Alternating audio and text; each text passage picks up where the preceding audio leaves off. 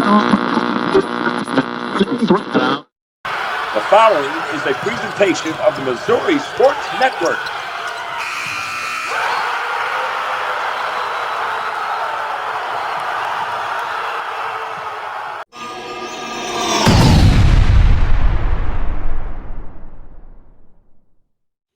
Hey, welcome back to High School Game Day here on the Missouri Sports Network, MissouriSportsNetwork.com, where everyone has a home field advantage. Presented by the Bank of Billings, established 1889, the oldest bank in Christian County. And as always, the Missouri State Highway Patrol reminds us to take that 3 seconds and buckle up. It's 3 seconds that could save your life. Be safe, be smart, and be here tomorrow. We go from Harrisonville, Missouri to Marshfield, Missouri. We'll welcome in Marshfield Blue Jays head football coach, Cody Bull. Coach Bull, thanks for your time today. Thanks, guy. Appreciate it. How's your summer going? It's going really well. Awesome attendance. Guys really did a good job. And, like always, it flies. And we got our dead week this week, and everybody's real excited to get back and kind of get rolling. Talk a little bit about a team you had a year ago, what you're having to replace due to graduation, and maybe who are some of those folks that are going to have to step in and fill some roles. Yeah.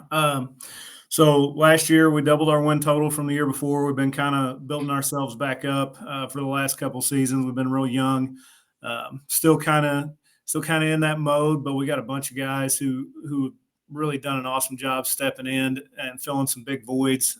Carter Pruitt and Carter Thompson, obviously, are two guys that graduated for us on defense that have been staples at linebacker for us, and both had over 150 tackles last year. Very, very good players. We'll have to replace them with a sophomore and a junior, and we'll get into those guys here in a little bit. But Tice Jones, having to replace Tice, a super dynamic guy for us, could score from anywhere on the field, is a really big deal. So those three guys for sure are big holes that we have to fill. And we have some other guys that graduated.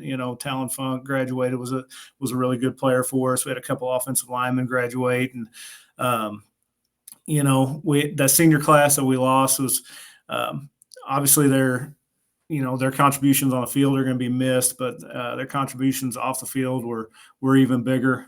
Really great leaders for us over the last couple of years. So, they're going to be missed in that regard. But guys like Hayden Swanigan, Dakota Gritz as seniors are really stepping up and filling that void as far as leadership goes, and really kind of doing a great job of getting our young guys involved and kind of, taking them under their wing. And that's been really fun to see. It gets underway on Monday for real. August 4th is the first day of fall practice. What are some goals? Obviously, staying healthy be one, but what are some goals that you look for going into that jamboree on the 22nd? What we're looking for is guys take the next step. We have a lot of returning starters, offensive line wise. We've got a bunch of guys coming back. Blake Richards is a guy who's all-conference lineman for us last year as a sophomore, is coming back as a junior. He's an extremely good player. Austin Croy is a returning senior on the offensive line, been a 2-year starter for us. Gage Harles is going to move from tight end down to guard. He's a fantastic offensive lineman, was a really good tight end for us last year, but he was another sophomore, just got his driver's license. But he's a 6'3", 260-pound guy that moves really well, jumps really well. He's an extremely good athlete who volunteered himself to move down inside, which always is impressive to me. Addison Ridings is another returning offensive lineman starter.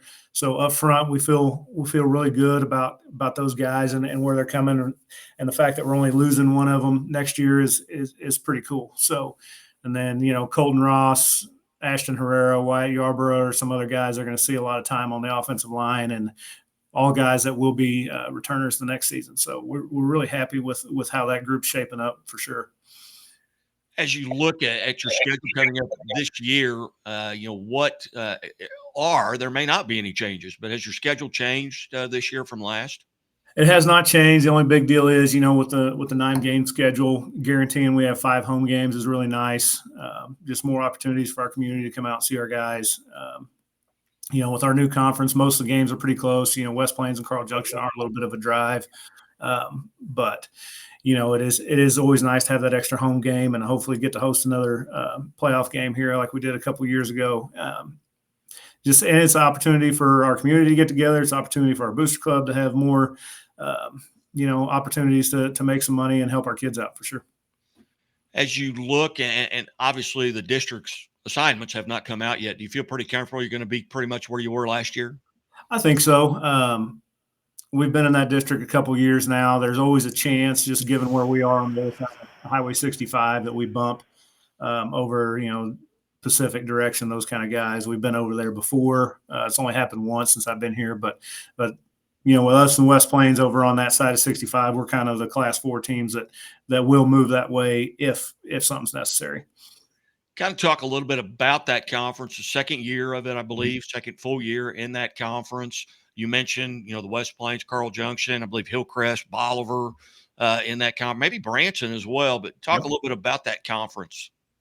Yeah, it was really good for us. I thought really enjoyed being part of the Big Eight and getting the football feel of that conference. But moving over to this one, still just a lot of really good coaches, a lot of really good players, a lot of really good communities. You always feel, you don't say welcome on away games, but people take care of you, and it's you don't feel like you're being put back as a visiting team. It's always nice, and it's just a quality conference. And like I said, I think there's some really good coaches, some really good men there, and our kids are excited to go play every week. And it's nice to have a group scheduled and a smaller conference so we can go schedule outside games if need be. That's been an advantage for us too. And I know of at least one new coach in the conference, and that's at Bolivar with Robert Clardy, leaving SBU after 18 years there as a player and a coach. And do you know much about Clardy and what he's going to run, or is everything still pretty secret right now? Yeah, we've met. So Robert and I played together at Southwest Baptist. I was a senior when he was a freshman, so I've known Robert for a long time. He's a Marshfield guy. He's always been really good to our kids when he was the head coach at Southwest Baptist. And, he's a fantastic guy, really good coach. And obviously Bolivar did really well with that hire. West Plains and Rogersville both have new coaches. Joel Wells stepping in at Rogersville.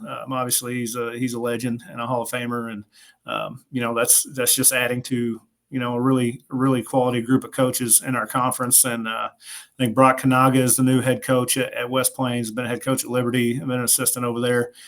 So there's some new guys who aren't new to coaching, but definitely new to the conference. And, we're just excited to be able to go compete. Get underway on Monday for real. What's your Monday schedule look like? What time do you guys, kick it off or whatever? And what's Monday look like for you? So Monday for us will be in the evening. They're finishing up our field. We got new turf this summer, and they're in the process of finishing up this week actually. So it's going to give us the ability to practice in the evening under the lights and stay out of some of the heat. So we'll kick off around 5:00 and finish late.